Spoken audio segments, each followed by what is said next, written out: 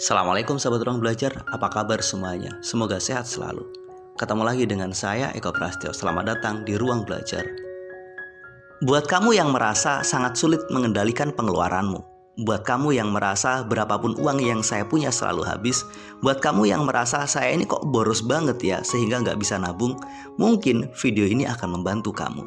Di video kali ini kita akan membahas gimana sih cara mengurangi pengeluaran secara ekstrim agar kita bisa menabung, agar kita lebih hemat, dan agar kita bisa lebih produktif.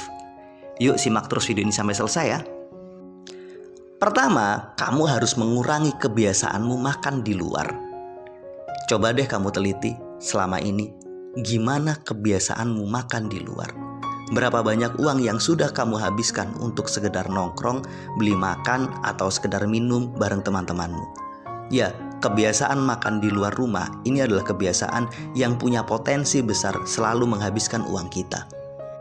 Berarti kita sama sekali nggak boleh makan di luar? Boleh, tapi kita harus membatasi harinya.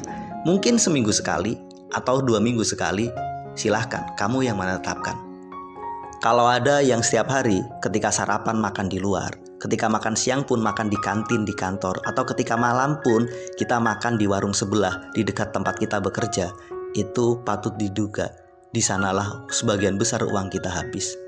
Akan berbeda ceritanya ketika kamu masak di rumah, kemudian kamu sarapan di rumah, kemudian membawa bekal. Ketika makan siang kita makan di kantor. Ketika makan malam sampai di rumah kita makan di rumah. Maka mengurangi 3 kebiasaan makan di luar ini sudah sangat-sangat membantu kita untuk berhemat. Bisa membuat banyak sekali uang bisa kita simpan.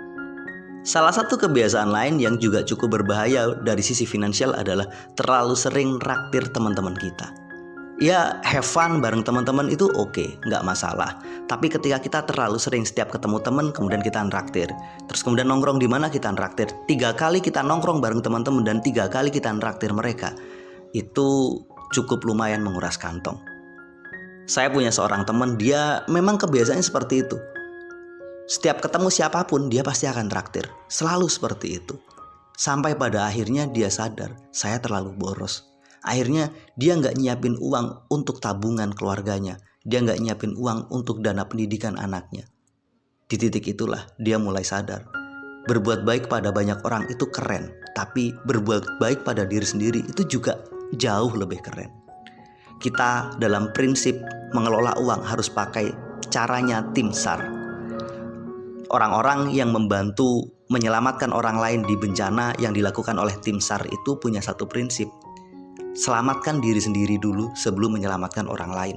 Amankan diri sendiri sebelum mengamankan orang lain. Memang mereka ingin menolong orang lain, tapi yang harus pasti dan dipastikan adalah keamanan pribadi mereka.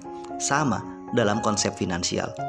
Memberi orang lain itu keren, mentraktir teman itu sangat baik. Tapi sebelum itu, traktirlah dirimu sendiri, keluargamu sendiri, dan traktirlah masa depanmu.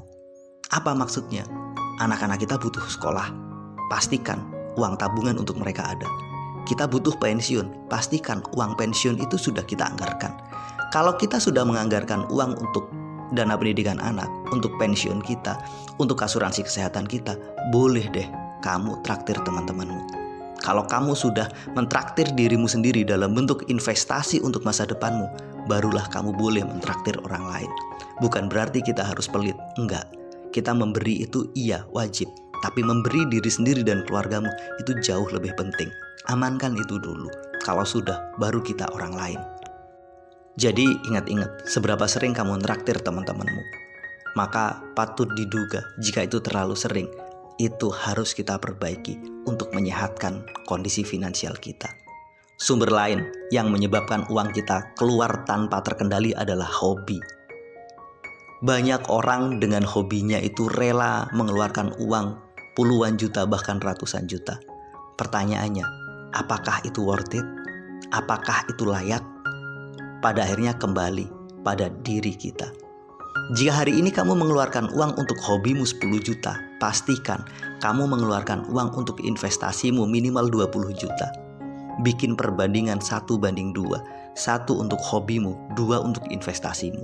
Jika ini sudah kamu lakukan, is okay.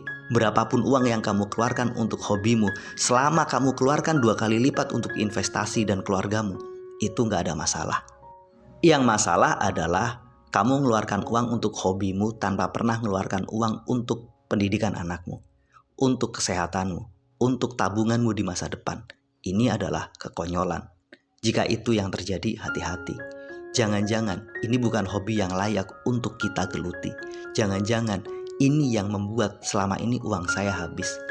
Sekarang buat kamu yang suka hobi, apapun itu, apakah motor, mobil, kemudian mungkin jalan-jalan, atau apapun, bahkan makan sekalipun, you evaluasi berapa banyak uang yang kamu keluarkan untuk itu. Pastikan semua terstruktur dan terencana.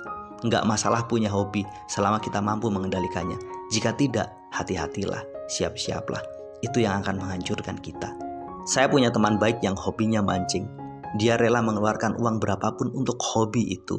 Bahkan kadang dia nggak peduli dengan uang saku anaknya. Maka di titik ini yang sangat berbahaya.